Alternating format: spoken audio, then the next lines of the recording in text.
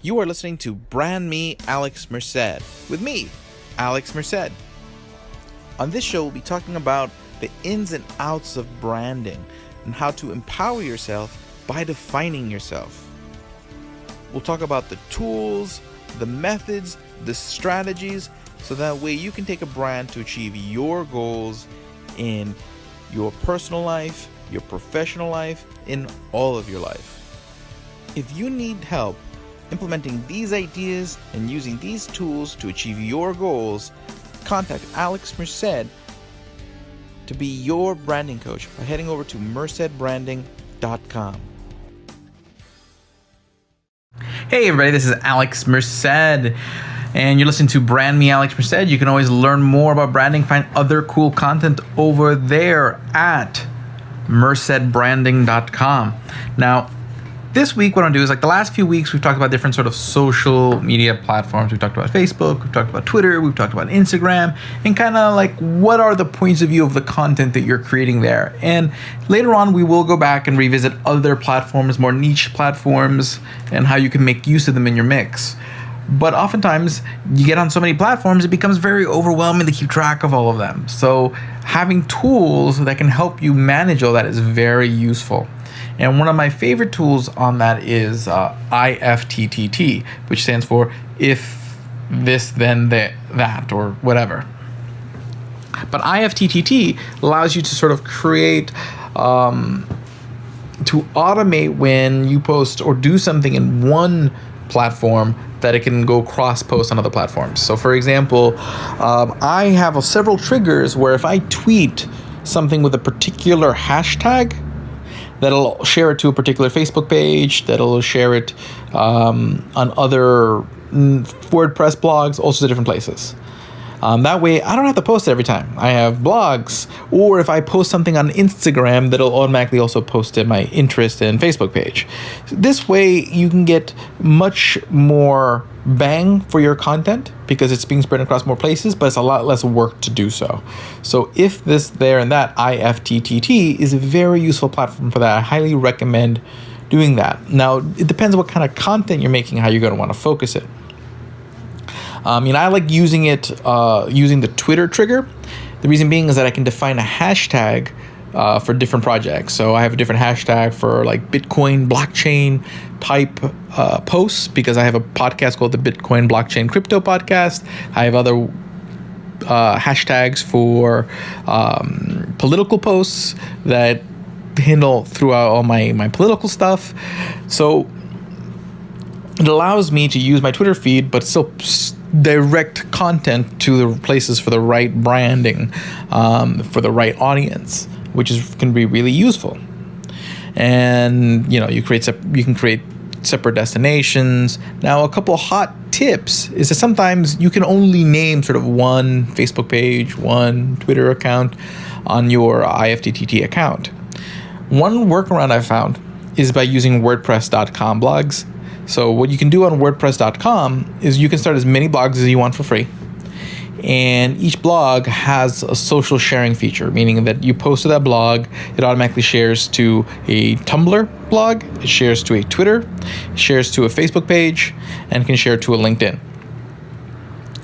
So for every time I have a different project, what I can do is I can create a WordPress blog, connect it to the social for those projects, and then what you can do is you can turn on the post by email feature on WordPress.com blogs, which allows you to email in a post that'll post to that blog. So then basically what I do is that with IFTTT, I will create a trigger that says when I have a tweet with a particular hashtag, take that tweet and email it to a particular email address for that blog. So that way it posts to that blog and then automatically posts to the relevant Twitter account for that project, Facebook page, and sometimes I'll include a Tumblr blog depending on what I'm doing. And this allows you to get content in a lot more places really quick. And there's benefits because there's different people who are only on Tumblr, or some people who are only on Facebook or only on Twitter. So having exposure to all these allows you to access all those people with your relevant content. So again, you got to make sure that your content's on brand and everything. But you can also do so with Instagram. So it just depends what kind of content you're making. If your content's mostly text, you can use something like a Twitter or a medium.com as a trigger. So you post on a medium.com blog or you post on a Twitter. If you're doing a lot of photos, you can use Instagram as your trigger. So you post on Instagram and then basically you syndicate that post everywhere else so that way everyone else can see that photo you just posted. So it just depends on sort of where your focus point is, what kind of content, audio, video, photo, and we'll probably do an episode that just talks about these different sort of avenues of content, and because it's important. You can't do all of them 100%. So you definitely want to focus on sort of how you communicate to your audience. Am I doing, whether focusing on audio through podcasting, videos through like a YouTube, or photos through sort of like an Instagram type platform, because they are going to have platforms that are better or not for them.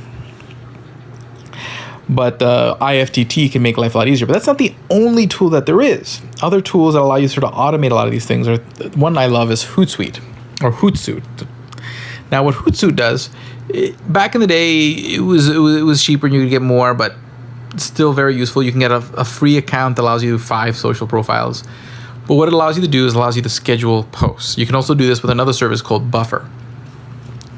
And the benefit of scheduling is that you want to have a regular schedule of content going out, because people don't see you enough, they forget about you, and basically your branding kind of erodes. So you constantly kind of want to be sending them messages, but you don't want to be doing like 10 posts in one moment and then no post for 3 days. So the best way to do it is you schedule the posts, and you want to do like maybe 1 or 2 posts a day, or at least 1 a day at a particular time. And basically it's trial and error to kind of figure out what's the best time of the day. So you try different things. But the idea is with a Hootsuite or a Buffer, you can schedule your posts to be posted on Facebook, Twitter, and other networks at the same time. And that makes it very convenient to, handle multiple platforms. These are just things that just make you more productive.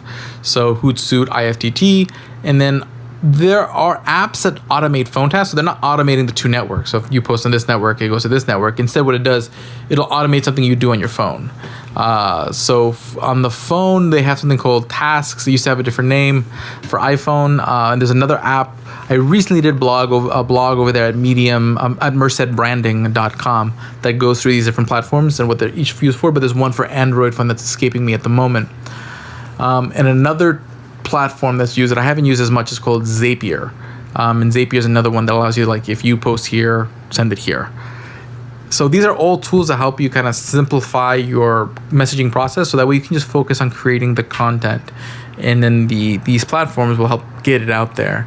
You create good content and you just build up your numbers over time.